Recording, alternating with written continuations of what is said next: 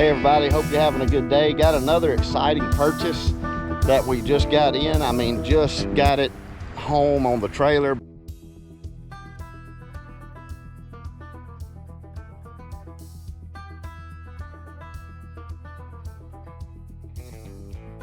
But it's not mine, unfortunately. It's my dad's, but it is a lifelong dream of his.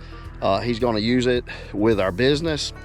And especially his. He's got a stump grinding business, and this is going to make his operation phenomenal. I'm just excited to show you what we got, and it is a 65-2 SVL 65-2 Kubota. And I've got some reasons why he went with the 65 instead of the bigger units. And there's a 50X that's coming out he debated on because of his operation, but the 65 is just that sweet spot for his unique business and stump grinding. And I'm going to explain why. He's got a 28-foot iron bull. I'm going to give you some details on the unit in just a second, but he's got a 28-foot iron bull trailer, phenomenal trailer, pulls really well. Hydraulic tilt deck back here. He's got 12 foot of stationary deck in the front.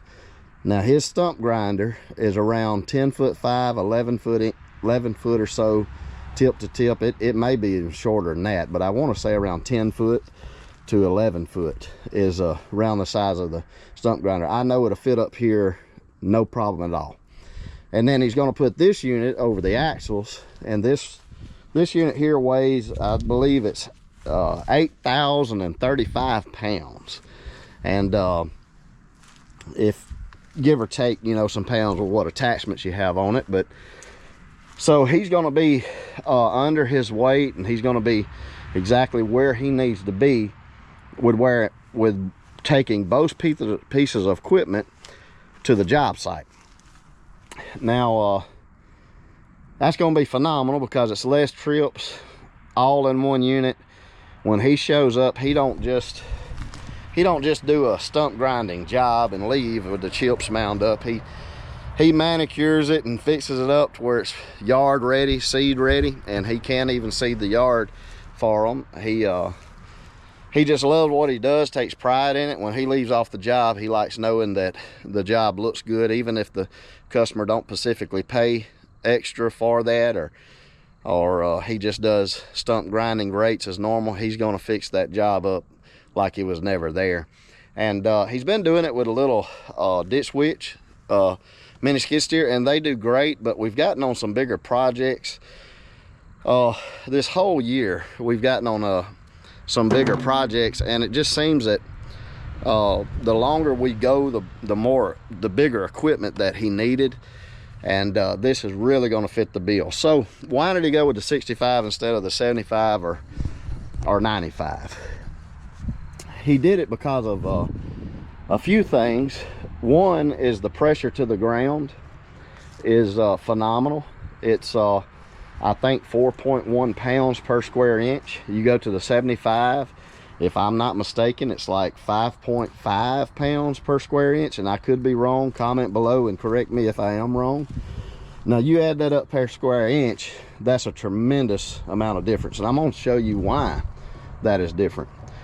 This sprocket here is located on a 65. It is located lower than a 75, and what that does, it's the exact same track system as a 75, except for that one thing.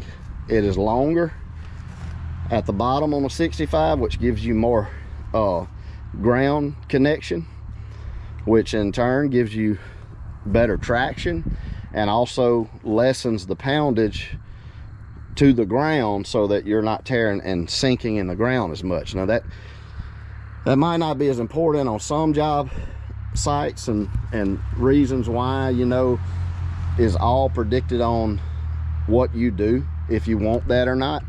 But it just makes a difference when it comes to stump grinding and finishing work in a yard, tree service, things like that.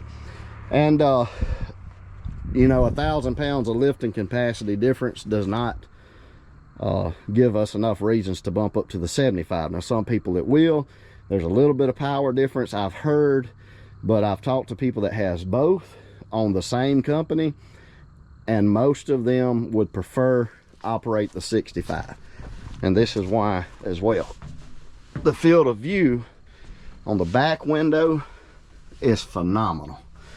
And what it is on the 75, the sound's gonna change a little. On the 75, you have a big brace bar behind you, and the arms come up further, and it really, you can see really good out of 75, not taking away from it. Love the 75, but the 65, just look at this field of view. I mean, you just look around this thing and you can see that. Very operator friendly. The operator has a very simple platform. It is outdated, and if you like all the bells and whistles, this unit is not for you. But myself, especially my dad, if you get to ever know him, the simpler the better. Push a button and let's go to work. And that's what he prefers. I prefer.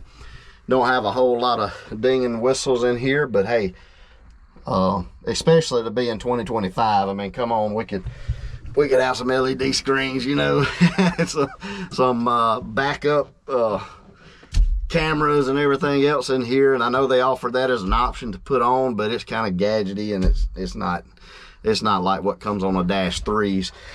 As far as those areas, 65-2 is majorly lacking if you like the bells and whistles. But when it comes just to operating, field of view, just get in a thing and go to work, mash a little green unlock button, put these safety rails down and get after it, this is the unit you want. When you don't want something that's just overly heavy. And as I was explaining, the reason he went with the 65 is the weight, the towing weight.